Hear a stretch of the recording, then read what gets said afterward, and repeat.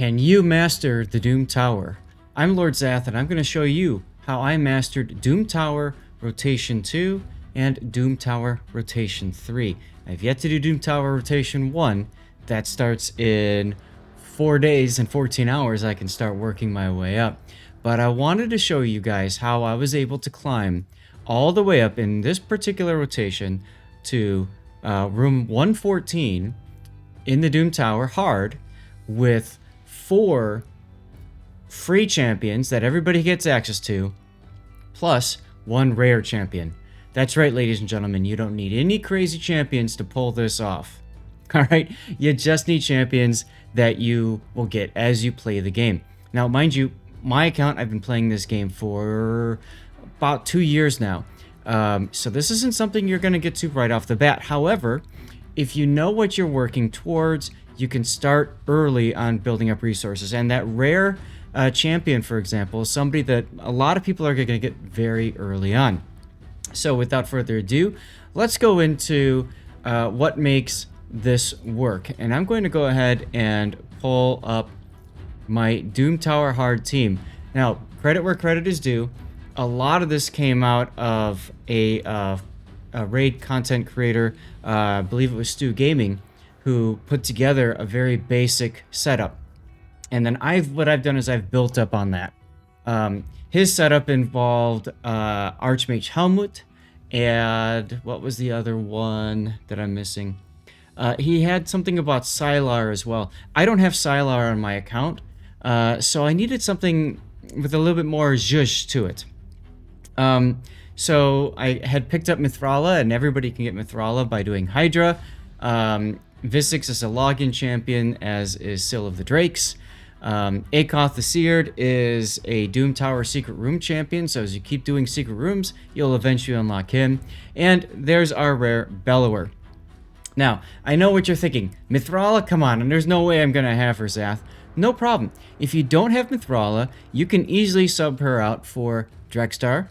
Drex, of course, being another relatively easily obtainable champion through Tag Team Arena using those bars. If you don't have him, well, you could always, if you have, let's see, the Epic Vogoth, you can put him in. But by now, hopefully you are seeing a theme in my substitute champions, and that is you're looking for somebody that will increase accuracy. Increase accuracy just makes it a little bit easier for you stats-wise, because let's face it, when you get to the higher echelons of Doom Tower Hard, it's really speed and accuracy that are most important. Resistance, hey, as long as you're keeping the enemy stunned or otherwise crowd controlled, you'll be okay. But this team, as you can see, is all about crowd control. Now let's go into it a bit and talk about how this works. So of course, Mithrala, you can see my stats here. She doesn't have high res, but she's got about 300 accuracy. Now keep in mind, with Mithrala, her accuracy is actually up by 80. So she's got essentially 380 accuracy.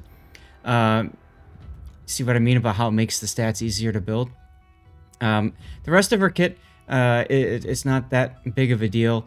You can see I've got Sigil of Toxic Glory as her main focus, okay? She wants to put a hex on everybody. If they do get a chance to attack, that means that they lose all of their, that means that basically they will lose all of their buffs, they'll lose their turn, and they won't get buffs from their teammates as the battle continues. So basically you want to keep spamming this, and that obviously has an impact on your, on the battle, okay? Obviously, she's also got the ability to cleanse, strengthen, shield, which is fantastic. And, you know, her A1, no big deal. Visix is great for turn meter control. I have her set to prioritize Sinister allies. This gives ally protection, again, in case the enemy happens to get a turn off. It also causes decreased speed on my opponents, so you slow them down, allows you to do your handiwork. Now, Archmage Helmut has increased speed for your team, so the two of those together work quite well. However, I just found in my own personal experience, Helmut just didn't bring enough on the table to get a full slot on the team. You can see your speed at 254 is quite speedy. And then, of course, she can also put a provoke on everybody, puts a shield on herself. Visix, I often find herself dying over the course of the battle. Akoth the Seared is, again, you can get him through Doom Tower secret waves. I have him focusing on Pyroclasm first. Put everybody on an HP burn. Now, the HP burn debuff is going to be a major way in which you do damage to the enemy. It's not direct damage, it's burns from them taking a turn, but being stunned or otherwise crowd controlled to be unable to do anything else. So they basically just burn the rest of their team and they all go down. All right, that's the whole point. So Pyroclasm, number 1. And what I love about Akoth is this A3. He attacks all enemies, and if the enemy is under an HP burn debuff, he can increase the cooldown of all of the enemy's skills, which is fantastic because if that enemy gets a turn off, they're forced essentially to use their A1 attack.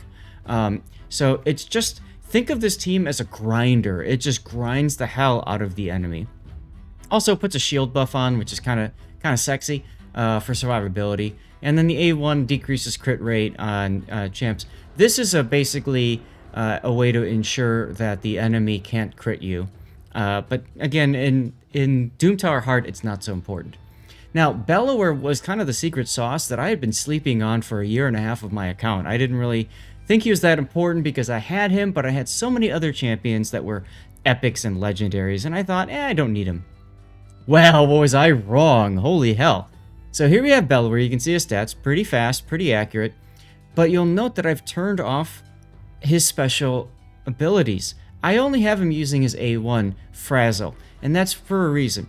Because of the fact that he's got a chance, it's a 30% chance of placing a block active skills with his A1 for 1 turn. Now, you might say, well, what about Mighty Bellow? Mighty Bellow isn't necessary because Visix is going to be placing decreased speed with her Sinister Ally's A2 ability. So I find that Mighty Bellow is kind of redundant. And then Bowl Over, decreased defense is okay, but again, most of your damage is coming from HP burns and not direct damage. You could have this on, sure, because it attacks everybody. And then the decreased attack is nice for if they get over, but I find the block active skills is just far more important as a debuff. And if I could just keep, Bam Bam, I call him Bam Bam, like from the Flintstones. If you could just keep Bam Bang his club on the ground and blocking enemy skills, I'm happy. And of course, we have got Syl of the Drakes. So Syl of the Drakes has, her ability to cause a decreased speed from an A1. She's got the ability to stun with a double attack. Each hit is a 20 plus 15, so a 35% chance of placing a stun debuff. And then, of course, she's got the ability to revive, okay? And you can see I haven't done anything with their skills other than really Bellower and then just Visix and Akoth setting them up, okay? So let's go ahead. I'm going to show you guys floor 113. This is the last floor I was able to complete before. Now, there might be a loss here. There might be a fail here. The thing about Doom Tower is you're not exactly expecting to win every single battle. All right. Now, of course, with the patch, there was a glitch. Everything auto starts on auto, which is annoying. So I'm going to slow this down for you guys, and you guys can see what's already happened here. Bellower started with his A1. Look at that. 2 block active skills, right? We've got Mithrala putting a hex on everybody. There's the crowd control in case anybody gets a turn. They're coming after Visix now. Visix, Mithrala, and Bellower all being void means that you don't have to worry about weak hits and therefore those skills not landing. Akoth and Syl, of course, are magic champions. So when you're up against force champions, the red champions, you can have weak hits, which means that the debuffs that you're trying to put on won't work. For example, the HP burn debuff might not work. But you can see the enemy team, they're all burning. They're just getting chewed up, right? There's really not much that they can do about this because every time they want to go, they are crowd controlled. They're crowd controlled from block active skills. They're crowd controlled from stun. They're crowd controlled from provoke. And then if they do get a turn off, they can be crowd controlled from the petrification that it's caused when they have Hex and they attack your team. So I'm going to go back to speed. Look, A1 coming up. Boom. Now, this one's a tough one because there's two Mortu Macabres. The one on the left has already been crowd controlled. The one on the right is now going to provoke, so you don't have to worry about his really annoying skill. What's it called off the top of my head? I'm trying to think of it. But you know what I'm talking about, right? The one where he basically one-shots and ignores block damage and all that kind of stuff, and you just sit there. Peril, that's the skill. And then the other thing is he can't, you know, your teammate can't be revived. But look at that, both of them now are down. Now you'll notice that Syl has the Brimstone blessing. That doesn't really matter in this particular comp, but I have her in that simply for Hydra and other content, okay? But chances are when these guys attack, they're going to attack with their A1. So, you know, that blessing is kind of wasted in a sense. All right, Morto on the left has been freed up. We'll see if he gets himself CC'd again. Bellower did not CC. This actually might be bad. He's going to get a turn right here. And he does Magma Blast, and he gets petrified. So as a result now, no buffs on him. He loses a turn. He takes a little bit less damage as a petrified opponent. But we don't care about that. We simply care that he loses his turn and can't receive any buffs. All right, that's really kind of the crux of this whole team. It's all about preventing the enemy from getting a turn. And it's all about going to town. Now, Visix goes down right there. And, oh, look, she's back up again. I get knocked down, but I get up again. You ain't never gonna keep me down. And boom, there we go. There's the cleanse. The bombs are gone. We're back up again. I'm going to go and speed this up. And again, if you run into problems, you just start it up again. There's one other thing that you can do, and I'll show you that towards the end of this wave, that really helps. All right, and that is A1 cycling. And all you got to do there is basically keep using your A1 skills to ensure that everybody else's skills come back up again.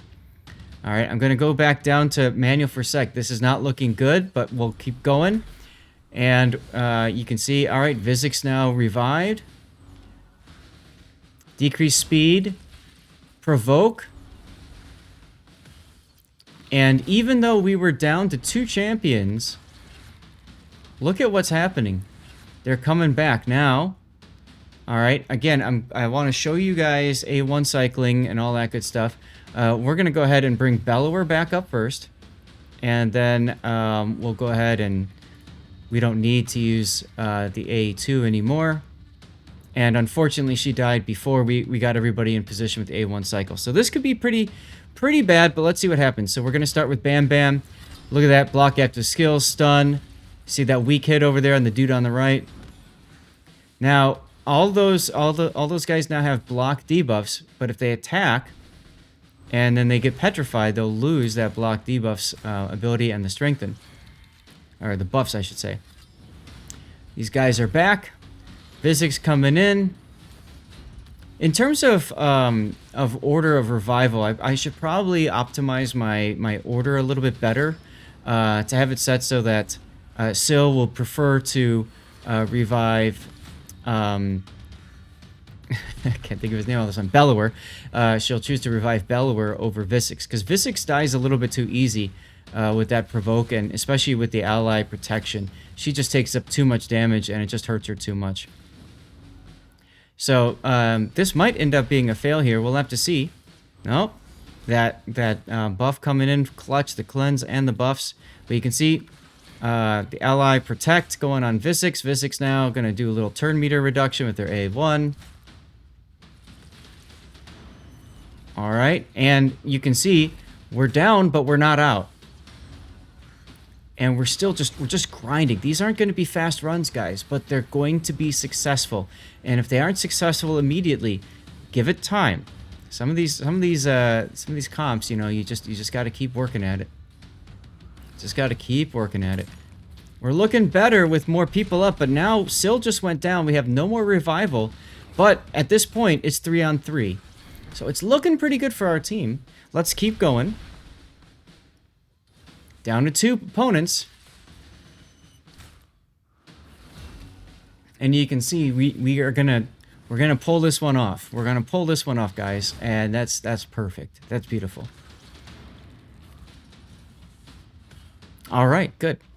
So yeah, I think the way to do that is you set up the people you want to be revived first at the higher order of the team, and then the people that you care about least go at the bottom. So I'd probably put Akoth on the very bottom, and then put Visix in the number 4 slot. And you can see I've already beat the level, so no reward. But 7 minutes and 4 seconds, the exact same number of turns it took me to do it last time. I was 3 seconds slower. Oops. But pretty good results. You can see Mithrala coming in with almost 1 million damage. Some decent heals. But look at Sill's heal. 1 million heals over there. Just truly fantastic work. So if I go to edit team, yeah, so what I would want to do for this is I'd want to drop those 2 like that, and I'd want to put actually I'd probably want to put Sill up next, and then Bellower. There we go. And then we'll do Visix. Or do we want to do Akoth? Akoth is really there mostly just to kind of add the HP burn and do the extra damage. So I'll go ahead and do that. I'm going to have to reset, the skills, especially Bellower's. And Visix, honestly, I could probably use to change her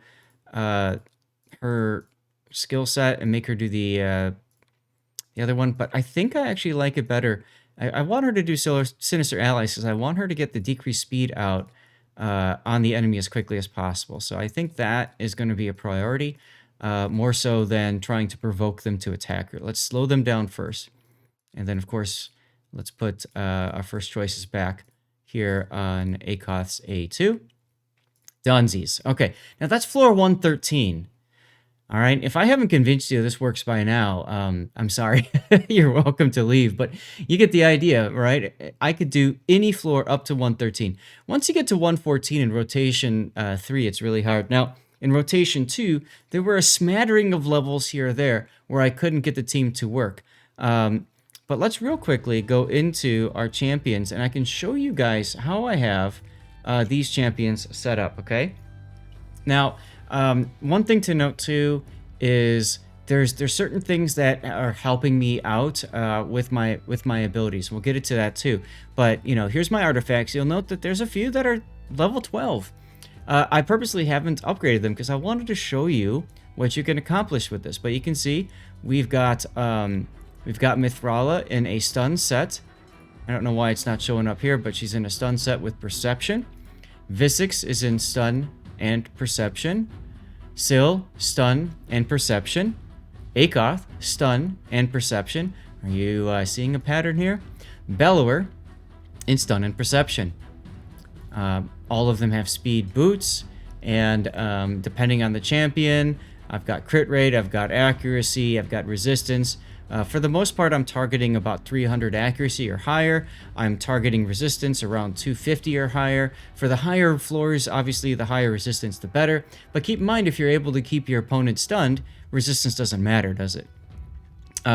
Speed, obviously, you want to keep very high as well. You'll note that I haven't taken the time to glyph up things as well. Just speed because I needed speed for one particular level in rotation 2 with the super fast Siffy on wave 3 of one of the highest levels, like 118 or something ridiculous like that. But again, speed, here we got defense, HP percent. Now, Stu recommended putting Akoth in the lead for the 25% extra health, and then putting HP chest and HP gloves. You can go that route too, and that makes them super duper tanky. But I found that the extra accuracy that Mithrala brings was just a game changer in making it easier for me to build up my stats. I don't have necessarily what some people call the CC, content creator artifacts or whatever, you know what I mean? I've played this game a lot, I farmed a lot, but just like most of you guys, I don't have all the crazy stuff because I'm a free-to-play account pretty much. I've only spent $20. No, God, I don't know, 120 or something like that in this game. I haven't put that much money into it. But you can see again the basic stuff that I've got going on here. Got a couple really nice pieces that I've, won over the days. I'm sure some of you are maybe looking at Mithrala in a stun set and just groaning because she's so good and so much other content. But, it is what it is, right? She enabled me to get through Doom Tower hard. And, of course, through other content. Now, I was talking about there's other things besides just the artifacts, of course. There's blessings. Look, there's Brimstone. Again, Brimstone doesn't really matter so much because of the fact that they have the ability to... Brimstone only works if the enemy does. They're A2, A3, A4, right? Visix, I got the ability to bless her, but I haven't yet. Akoth has Chainbreaker. It's a level 1. Bellower has Phantom Touch. You get the idea. I mean, I didn't build these guys up max. Here's the Masteries that I did for these. You'll note that pretty much all of these guys have Fearsome Presence, including... oh, wait, I don't have it on Mithrala. I was going to reset Mithrala to put Fearsome Presence on if I needed to, but I was able to beat the levels, and Mithrala, of course, I want to be able to use her in other content, especially Hydra, so I just kind of kept it running for her. That might change at some point, but you can kind of see Fearsome Presence is important because it helps you get an extra 5% chance of stun, sleep, freeze, fear, true fear, provoke, or sheep debuffs from skills and artifacts. So all of my stun sets, right? All of my stun sets are a 18% chance of placing the stun debuff. Now it's 23% chance, right? Add to that your chance of, say, provoking, right? This one just places, like she just outright does it, right? But you go back to, let's say, Syl, and you've got, 15 plus, so 35% chance. Now you've got a 40% chance of that stun, and this happens twice. So there's 2 checks there, plus you get the stun set check as well, that 23% chance with the stun set. The important thing about stun sets, people, is that stun sets still have an impact even if it's a weak hit. So that's kind of sexy. But otherwise, that's how I have these guys built and masteried. And there's one other area that you really need to think about working up if you want to make your way up the Doom Tower, and that is going to be your Great Hall. You can note that my Great Hall is pretty much finished. All I need to do is finish up the defense tree, and then I'm going to work up attack. I always prioritized accuracy, resistance, and then I wasn't sure what to go with next between hit point, defense, and crit damage, so I kind of leveled the 3 up together. Attack is probably the least useful, in my opinion, attribute in the game, so that's the least. Also, I'm in gold 5, so of course that gives me all the extra bonuses. So how do you do that? Of course, you farm your arena. So this game, it's not about just one piece of content. It's really about multiple pieces of content. What can you work up? And everything comes together, right? Your glyphs that you're getting in Faction Wars, the pieces that you're getting going through the dungeons, your Great Hall as you work up your arena, champions like Drexstar that you get with the tag team arena, right? All of that comes into play. So you really can't afford to ignore one particular area of content. All right? Even the Doom Tower itself, all of these secret rooms give you extra silver keys and, of course, fragments towards champions. The silver keys are really important because it allows you to farm bosses, and the farming bosses gives you the ability, of course, to go to your forge, and then you can forge up Doom Tower sets. The Doom Tower sets that are best for current rotation 3, that's going to be lethal. For rotation, I think it's 1 and 2, I like to farm Guardian sets because this is just so huge. It's basically an ally protect for your teammates by default, plus you get the heals as well every turn. So those are great. And then, of course, when you're farming Faction Wars, there's perception gear that you can get. So, I mean, honestly, it's everything works together, and you really have to work through all of that to make it work, okay? Clan Bosses, of course, gives you some extra pieces too, which I didn't use in this case. what's I gonna say? If you've ignored Doom Tower, you want to make sure that you don't, of course. You work your way up. I know Rotation 3 is a killer because of this dude, Bommel. This is the team I used to beat Bommel, by the way, if you wanted to see it real quick. But, you know, and then, of course, I solo with, what's his name? Vergis. Here's my Griffin team, and then here's my team for Dark Fae. But you get the idea. Like, you got to farm. Here's my Nether Spider team. Actually, this is a better Bommel team that I just beat Bommel 90 hard with. That felt good. Magma Dragon, the Griffin, Frost Spider. You can see I've been experimenting with a lot of these. Now, this team here, speaking of special teams, once I got to 114, I used this particular team. I call it Hard Ascending for lack of a better terminology. But for this one, Cardiel and Arbiter came in clutch. I got rid of Visix. She wasn't as important as I thought she would be. And I also got rid of Akoth, because what I found was Cardio allows me to target and nuke single opponents, which comes in very handy with the ally attack.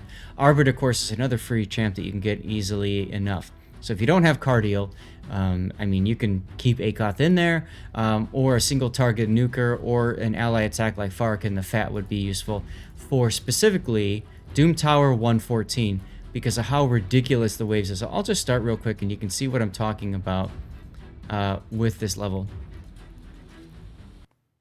Because what you run into is the complete BS combo of 2 Siphies and 3 Rhodoses. The Rhodoses, as long as Siphies are alive, will automatically cleanse anything, which means they cannot be crowd controlled. I'll repeat, they cannot be crowd controlled.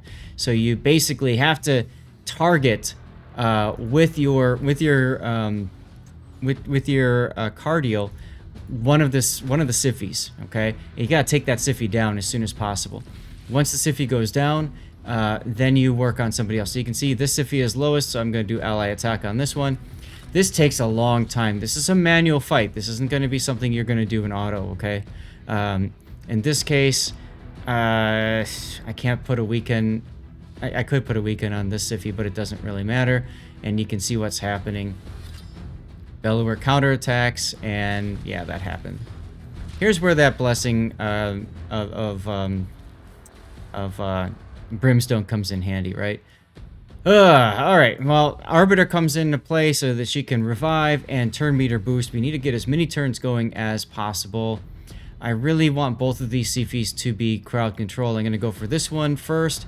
I was unable to land my my stun. That's unfortunate. So here I can choose to cleanse off the daze or the sleep, which I think I'll do. And that gives Cardio the ability then to heal up. But you can see now what's going to happen is Siphie's going to get a turn. And now it becomes just really hard to get through it. I can strip away possibly 1 turn. I did. So this Siphie can be crowd controlled again.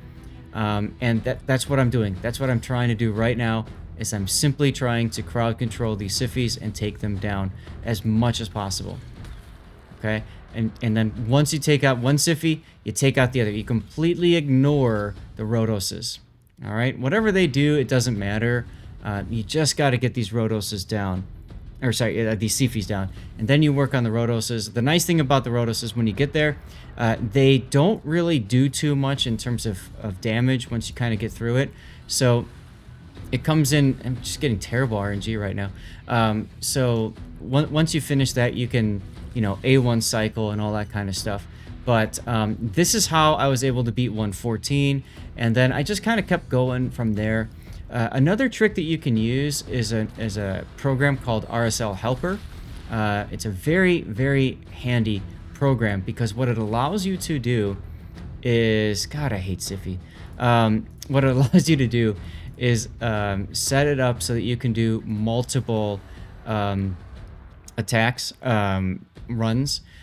What you want to do is you want to set up in RSL Helper, configure it so that we'll always do like 500 runs. Even if it fails, it'll fail 500 times before finally saying, nope, I'm done, I can't do anymore.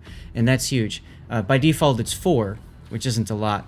But you just want to keep going with RSL Helper and do what I call brute force attacking. So basically, you just keep going. Thank goodness that's if he's done. So you just brute force attack. You just keep on going. I want to get cardio back up. And your goal is basically, walk away, make a coffee, come back after a few hours, and see if your team's back or not. Miracle Heal would be a helpful blessing, right, on your healers, like cardio, for example, in order to ensure that the HP that's been destroyed by these Rhodoses are recoverable. So here we go. We're going to use our A3. I could probably have gotten away with not using it there, but I really wanted to make sure that I took out that Siffy. Because once you knock out one Siffy, this level becomes a heck of a lot easier, as long as she doesn't revive the other one. So you can see cardio coming in handy now with the extra zhuzh, right? With that ally attack. Boom. Block after skills. See how important that is? It comes in just so handy, right? And then the rest of this is literally just get Siffy down. Once you get her down, you're fine. Look, she's petrified now, so she won't get any buffs now. Because I'm doing this manually, and also because Visix isn't in this anymore, I'm going to put decreased speed just to slow down everybody else. That gives me more time to go and be a jerk and crowd control the heck out of these guys. But I'm still focusing my attention on this Siffy. I want Siffy down. That's the key. I mean, I could even go into auto and then just, focus, but I'm just gonna keep manualing it for a sec here. I'm not gonna show you guys the rest of the wave because frankly, the rest of them, there's only one Siffy, and you can see the importance of what I mean by taking Siffy down. If you can take 2 Siffys down in wave 1, you can take 1 Siffy down in waves 2 and 3. They're not that concerning. Oh no, cardio went down. Anyway, let's keep going. Oh look, he's back up again. Siffy's almost down. Oh, cardio went down again. For shame. I guess I could have used the other skill for Bellower, his A3, whichever one it was that decreases defense. I could have used that. Maybe that would help me a little bit. This one, right? Yeah, but I want to use decreased speed on get Siffy slowing down again. All right, good. Decreased turn meter clutch. Here I think I'm just gonna go for the kill. I got the kill. All right, and now it's clean up aisle 5. I can go to auto, let it do its thing. When it's down to 2 Rhodoses, then I'll A1 cycle, start the next wave. Everybody's on cooldown with all their skills, ready to go. Boom, boom, boom, pound it out. That's all you gotta do. So like I said, this comp very handy for me.